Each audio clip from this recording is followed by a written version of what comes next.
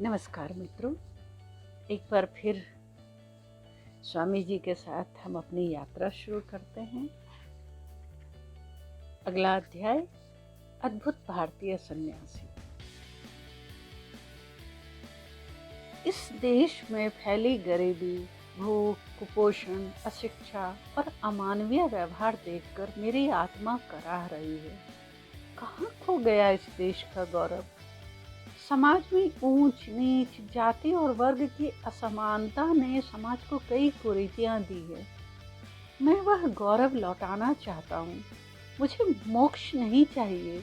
इस देश की खुशहाली और आत्मसम्मान लौटा लाने के लिए मैं व्यग्र हूँ। यह दिसंबर 1892 का समय था। स्वामी जी कन्याकुमारी में हिंद महासागर की चट्टान पर 3 दिन 3 रात ध्यान में डूबे रहे और उनके ध्यान में सिर्फ और सिर्फ उनके देशवासी थे। बाद में इस घटना का जिक्र करते हुए उन्होंने अमेरिका से पत्र लिखा। पत्र का कुछ हिस्सा इस प्रकार है। हम में से बहुत से सन्यासी बिना किसी उद्देश्य के इधर उधर घूम रहे हैं और लोगों को तत्व मीमांसा की शिक्षा दे रहे हैं। यह सब पागलपन है। मान लें कुछ सन्यासी दूसरों की भलाई के लिए कुछ बेहतर करना चाहते हैं तो वे गांव-गांव जाएं, शिक्षा का प्रसार करें और असमर्थों, शोषितों, पीड़ितों की हालत में सुधार लाएं। सभी निम्न वर्णीय, निम्न वर्गीय, दलित, शोषित से लेकर चांडालों तक मौखिक शिक्षा से, नक्शे, कैमरे, ग्लोब और इस तरह के दूसरे संसाधनों से क्या उनके भविष्य को बेहतर नहीं बना सकते?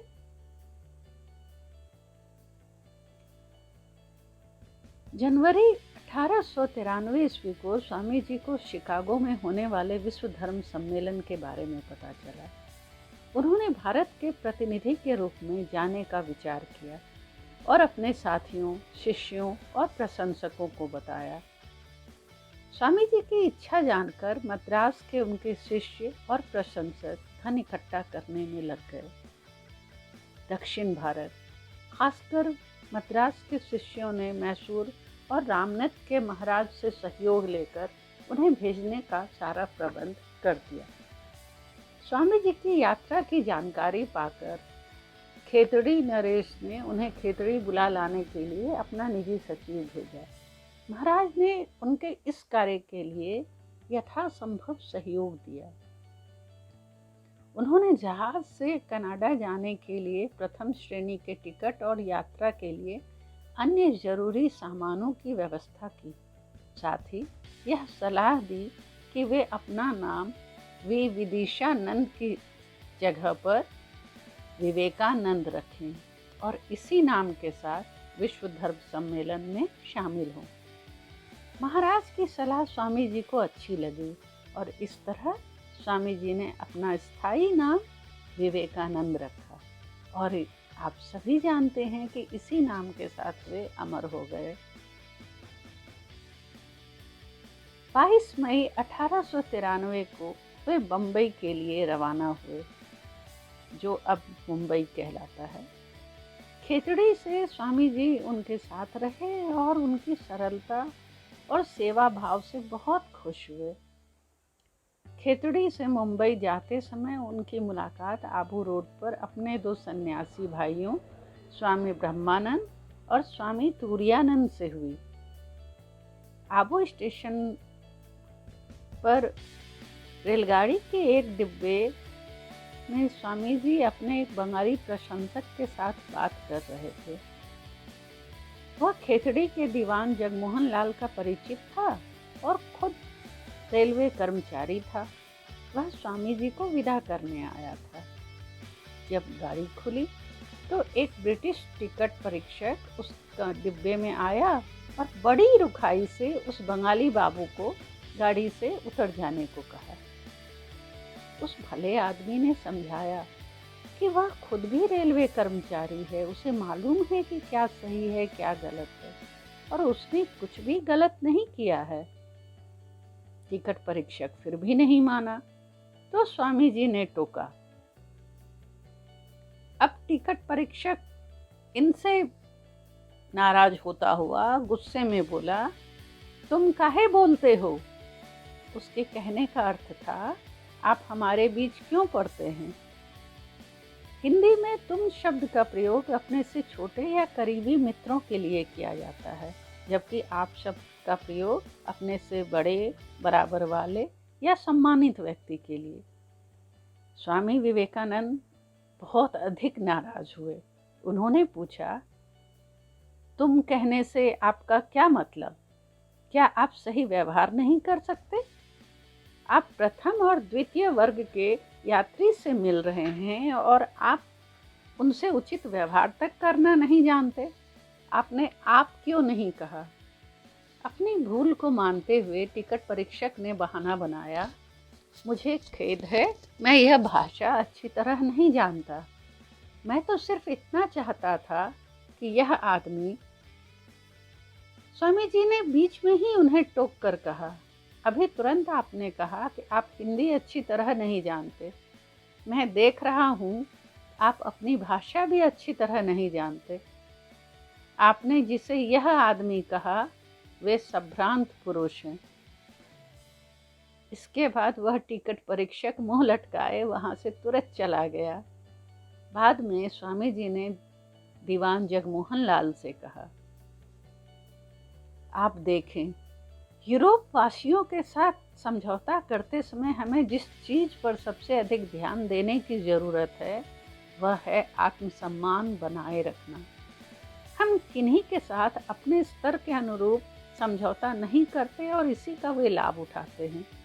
हमें दूसरों के सामने अपनी प्रतिष्ठा को अवश्य बनाए रखना चाहिए। जब तक हम ऐसा नहीं करेंगे तब तक इसी तरह खुद को अपमानित करवाते रहेंगे। 31 मई 1893 को स्वामी विवेकानंद पेनिनसुलर नामक जहाज से बंबई बंदरगाह से अमेरिका के लिए रवाना हुए। जहाज सिलोन, सिंगापुर, चीन,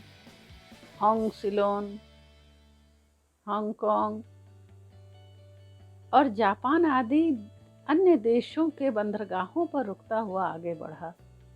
स्वामी जी जापान की सभ्यता संस्कृति से बहुत प्रभावित हुए। साथ ही आत्मनिर्भर बनने और बने रहने की लगन की प्रशंसा किए बिना ना रह सके। इस संदर्भ में 10 जुलाई 1893 को उन्होंने अपने शिष्य अला सिंगा को पत्र लिखा, हमारे युवा सदस्य साल में एक बार जापान और चीन की यात्रा अवश्य करें और खासकर जापान को देखें। 14 जुलाई 1893 को वे याकोहामा बंदरगाह से इम्प्रेस ऑफ इंडिया नामक जहाज से वैंकूवर के लिए रवाना हुए। इसी जहाज पर उनकी मुलाकात प्रसिद्ध उद्योगपति जमशेदजी नुस्सेरवानजी टाटा से हुई। जमशेद जी उस समय जापान से दिया सलाई आयात करते थे। स्वामी जी ने उन्हें सलाह दी, अगर आप भारत में दिया सलाई का कारखाना स्थापित करेंगे तो आप उससे कहीं अधिक लाभ प्राप्त करेंगे। कई लोगों को रोजगार मिल जाएगा और देश का पैसा देश में ही रह जाएगा। श्री टाटा को स्वामी जी की सलाह अच्छी लगी।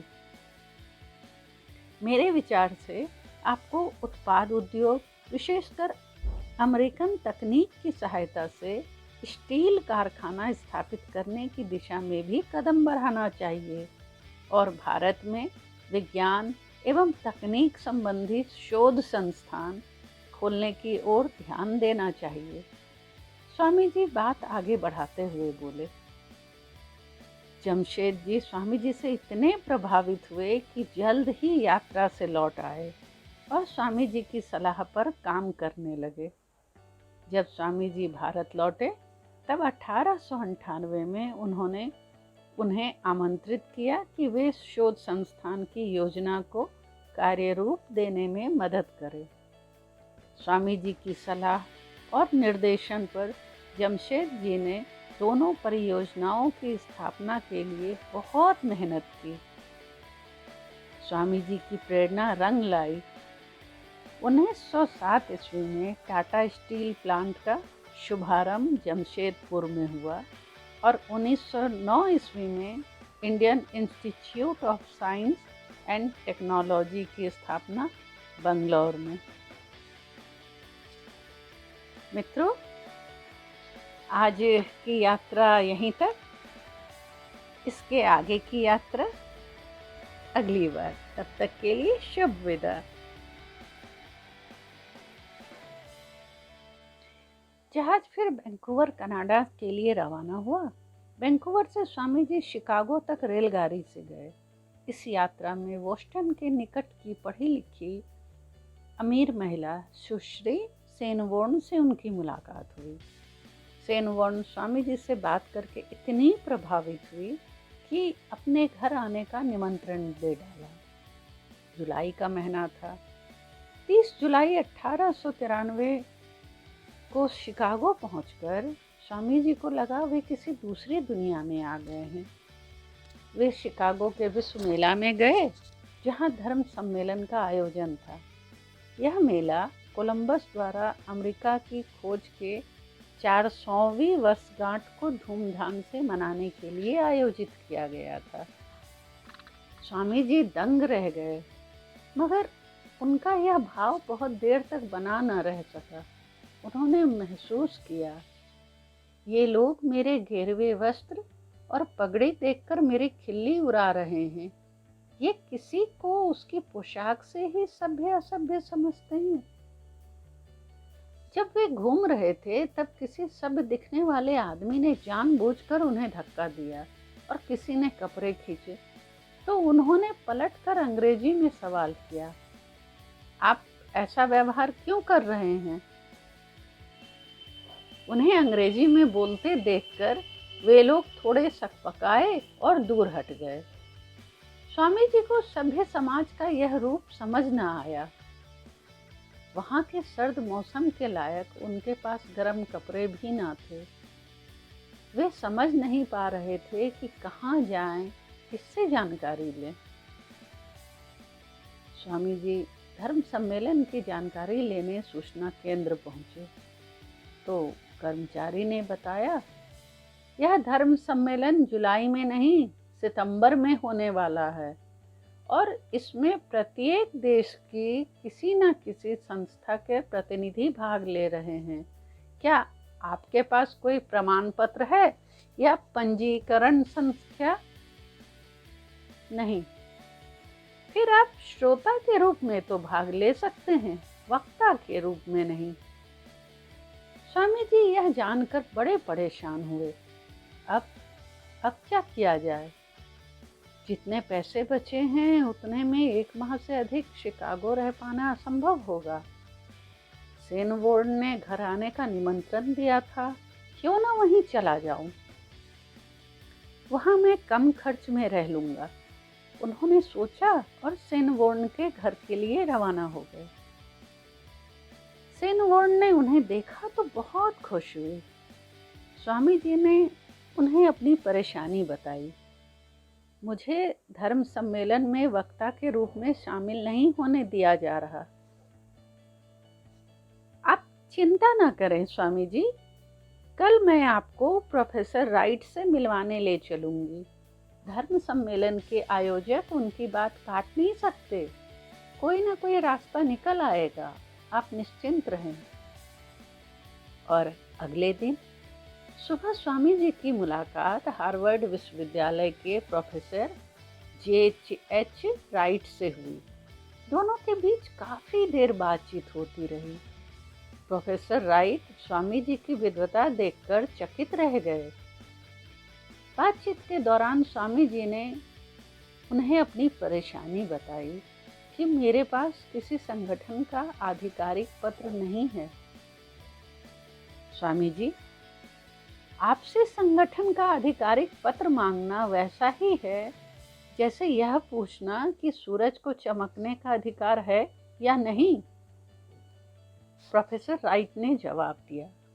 इसके बाद उन्होंने धर्म सम्मेलन के अध्यक्ष के नाम स्वामी जी का परिचय पत्र इस प्रकार लिखा। ये एक ऐसे व्यक्ति हैं जो हम सभी प्रोफेसरों से अधिक ज्ञान रखते हैं। स्वामी जी, यह रहा पत्र और यह शिकागो जाने का टिकट। इसे मेरी ओर से भेंट समझें, वहाँ आपको कोई परेशानी ना होगी। प्रोफेसर राइट के इस सहयोग के लिए स्वामी जी ने उन्हें धन्यवाद दिया और विदा हुए। वे मन ही मन ईश्वर को धन्यवाद देते रहे। अब मेरे आने का उद्देश्य पूरा हो रहा है। मैडम सेनबोर्न से विदा होकर स्वामी जी शिकागो पहुंचे। उन्होंने समिति जाने के लिए वहां का पता लिखा और कागज जेब में टटोला। कागज खो गया। अब क्या करूं? रात होने को है। अभी कहाँ किससे मदद मांगूं? हे ईश्वर, रास्ता दिखा। वे बुदबुदाए। रात गुजारने का ठिकाना पाना कठिन है। सुबह ही कोई उपाय ढूंढा जा सकता है। तब तक यहीं कहीं रात गुजार लूं। उन्होंने आसपास नजर दौड़ाई। वहीं पास में एक बड़े खाली बक्से को अपना कमरा मानकर रात भर रहे। सुबह गली में टहलने लगे। यहाँ अमीरों के बड़े बड़े मकान हैं। मैं सन्यासी हूँ, इसलिए इनसे भिक्षा मांग सकता हूँ। यह सोचकर उन्होंने कुछ एक मकानों के दरवाजे खटखटाए। अमीरों ने एक युवा को भीख मांगते देखा तो उसकी बेइज्जती की। यहाँ तक कि उनके नौकरों ने भी बेइज्जती की, बुरा भला कहा। दिन चढ़ आया। अब क्या करूं? थक हार कर वे गली के किनारे बैठ गए और ईश्वर को पुकारा। हे ईश्वर, रास्ता दिखा। कुछ देर बाद पास के घर का दरवाजा खुला और एक महिला बाहर निकली। उसने स्वामी जी से पूछा, महाशय, क्या आप धर्म सम्मेलन में हिस्सा लेने आए हैं? जी हाँ, मैं भारत से विश्व धर्म सम्मेलन में हिस्सा लेने आया हूँ, मगर मुझसे समिति का पता खो गया है। आप अंदर आएं, उसने कहा।